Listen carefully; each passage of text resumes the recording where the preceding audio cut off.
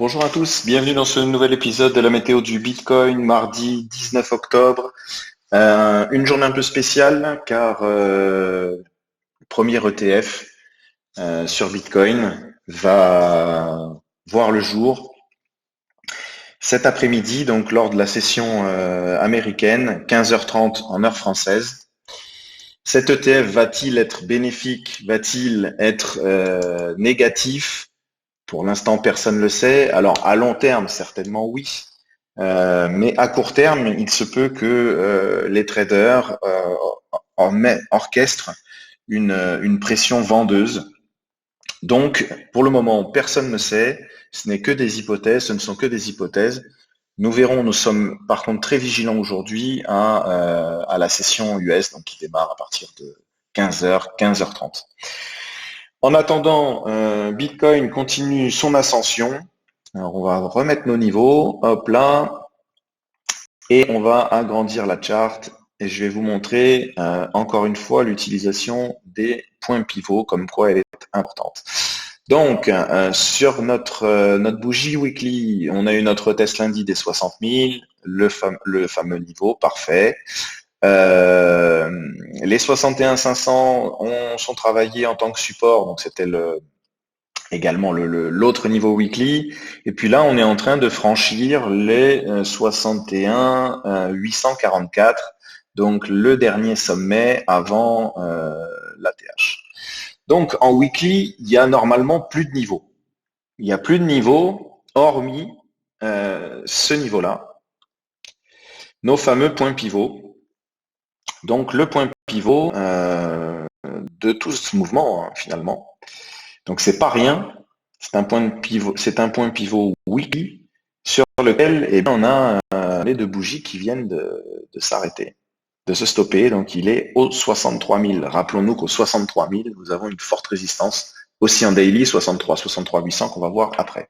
Bon, le but est de le franchir cet ATH.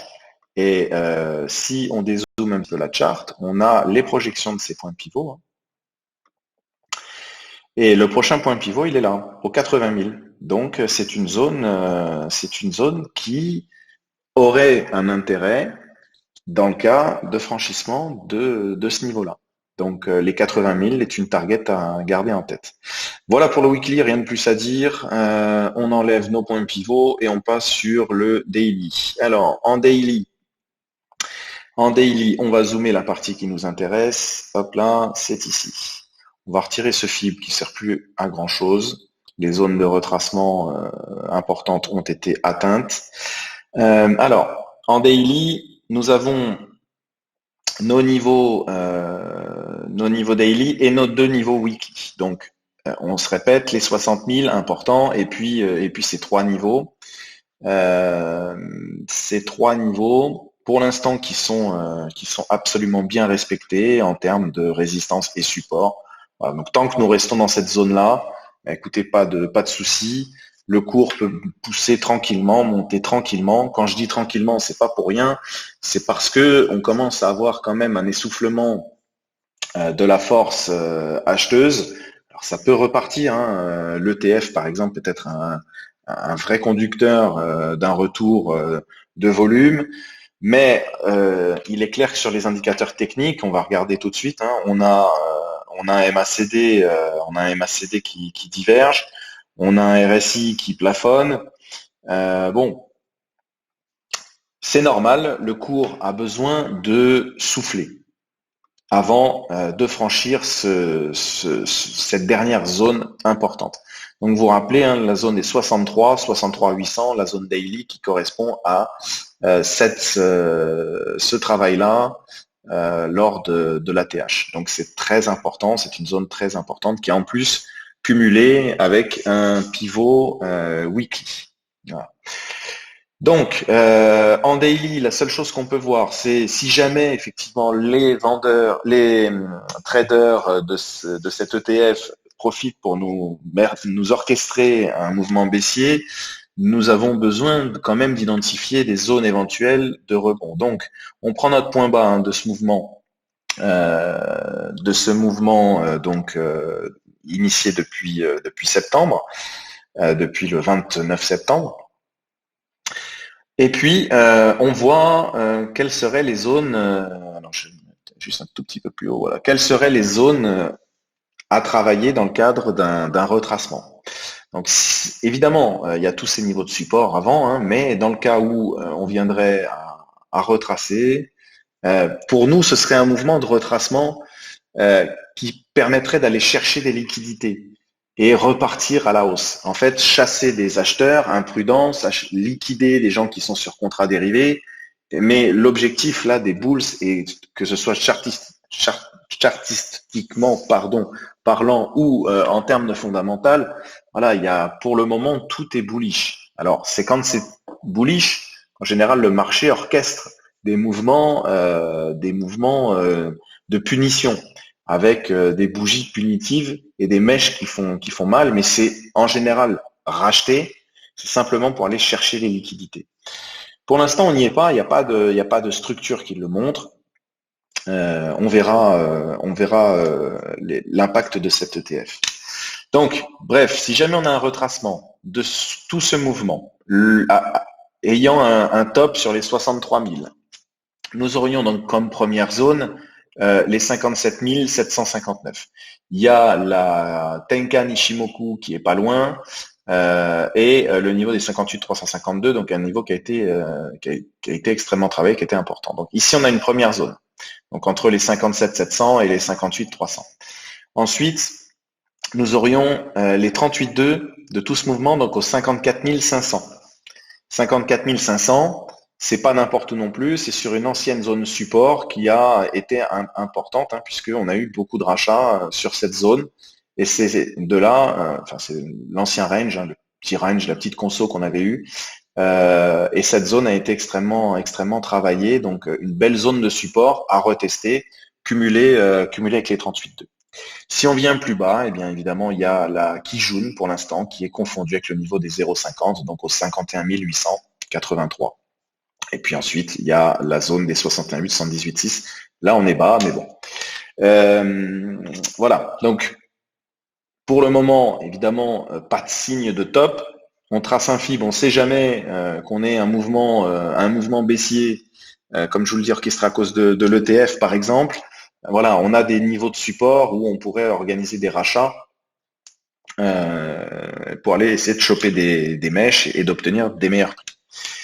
Voilà pour le daily. Hop, ouais, ça on l'a déjà vu. Donc on passe sur le H4. Donc sur le H4. Alors le H4, nous avions donc alors ce qui est intéressant à noter, c'est ça que je voulais vous dire aussi. Nous n'avons pour l'instant aucune clôture H4 en dessous de la Tenkan. Donc le cours reste au-dessus de la Tenkan, qui elle-même est au-dessus de la Kijun, et ça monte progressivement. Donc, tout ça c'est très bullish. C'est signe d'un marché qui pousse, qui est en forme. Donc, tant que nous ne perdons pas cette Tenkan, donc là, la Tenkan, elle est située au 61 500, on va dire, avec ce fameux niveau des 61 500 aussi. Donc là, on a un vrai niveau de support important, et on a au pire la Kijun aux 60 870. Là aussi, un niveau de support important. Vous voyez qu'ici, il y a vraiment des fortes zones de support. Le point bas, évidemment, à conserver, on fait toujours cet exercice, hein, mais le dernier point bas, c'est celui-ci. On va agrandir un peu la charte pour que ce soit plus clair. Le dernier point bas, c'est celui-ci, donc au 59 844, et notre point haut à abattre, notre sommet à abattre, c'est celui-ci au 62 998, donc au 63, quasiment au même endroit qu'ici. Donc nous avons reporté notre pivot weekly au 63 052 également, hein, voilà, ça, cette zone, c'est vraiment la zone dure. On voit qu'on travaille également encore sur cette bougie H4 les 62 400, qui sont, je le répète, des points pivots, là encore, hein, le point pivot H4. Donc important, on n'a pas réussi à le franchir, hein, pour le moment. Vous voyez que depuis le 15 octobre, on bute dessus. Là, on a essayé, mais ça n'a pas fonctionné. Donc voilà. Est-ce que ça va être aujourd'hui? On ne sait pas. En tout cas, pour conserver cette dynamique bullish, la dynamique bullish, je vous la représente, c'est celle-ci. Donc notre creux notre sommet, notre creux plus haut que le sommet, le précédent, pardon, et notre sommet, notre dernier sommet plus haut que le précédent. Donc là, c'est clairement une construction bullish. Donc pour conserver tout ça, il ne faut pas venir faire de creux en dessous du dernier. Donc le dernier, ben, c'est celui-ci. Voilà, donc ici, il faut conserver ce point. Bas, hop là, ici. Voilà. Donc les 61 000. Donc l'idéal, c'est de construire une structure et de repartir à la hausse entre les 61 000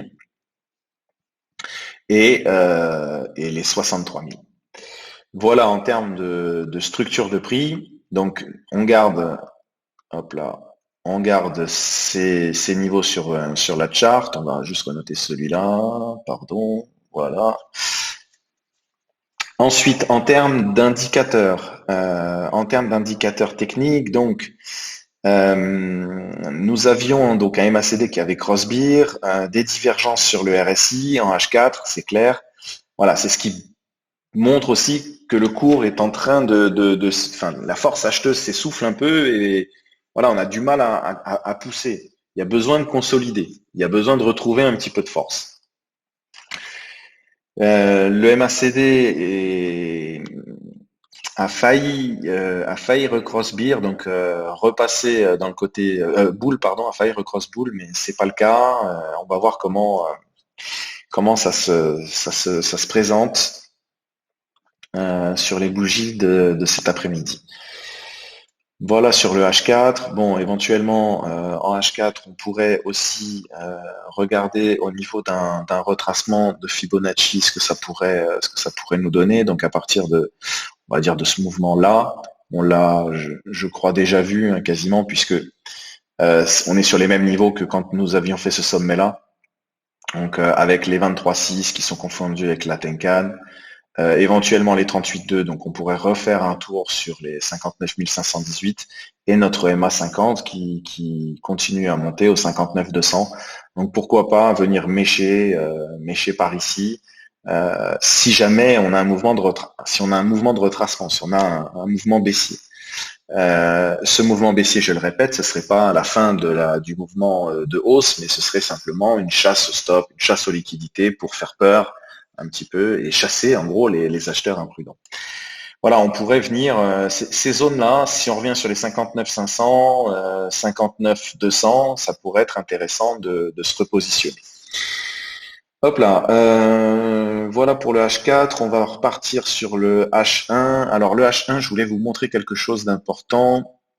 Hier, nous avions dessiné notre FIB. Alors je vais me mettre ici, sinon on va mal lire. Voilà, nous avions dessiné notre FIB sur ce mouvement, donc avec cette mèche du dimanche et le sommet.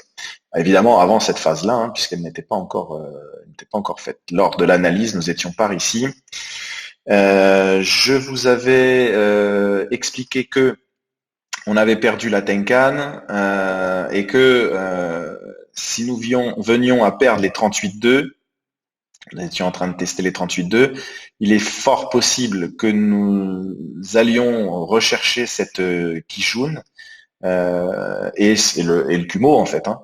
Et en cas de break de cette zone, nous avions une zone target ici en fait, hein, dans la zone située entre les 61,8 et les 78,6.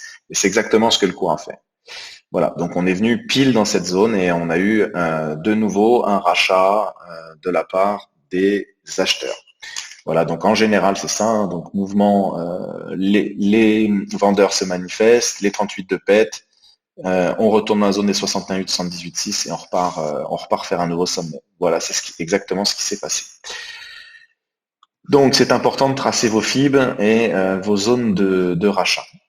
Ici, nous pourrions faire la même chose avec voilà, ce dernier creux et condition qu'on soit sur un top. Voilà, donc nous sommes revenus dans la zone des 61,8 pile sur les 0,618 de ce dernier mouvement haussier. Si nous prenons donc le dernier point bas Donc le dernier point bas, nous sommes venus, là encore, tester les 38,2. Donc on reste pour le moment sur des mouvements bullish. Les bulls conservent la dynamique haussière de cette structure. Voilà. Ce que je voulais également vous signaler, c'est ici, on a donc break down la Tenkan, donc on évolue en dessous et on a trois bougies qui n'arrivent pas à repasser au-dessus. Donc le niveau H1 à reprendre, c'est les 62 300, c'est là où se situe 62 300, là où se situe la Tenkan. Ce serait bien qu'on se réinstalle au-dessus afin de pouvoir pousser ce mouvement et éviter le retracement. Voilà, j'espère avoir fait le tour. Faites attention à cet après-midi et à comment va réagir le marché à cette nouvelle annonce, à cette ETF. Je vous souhaite une bonne journée, je vous dis à demain.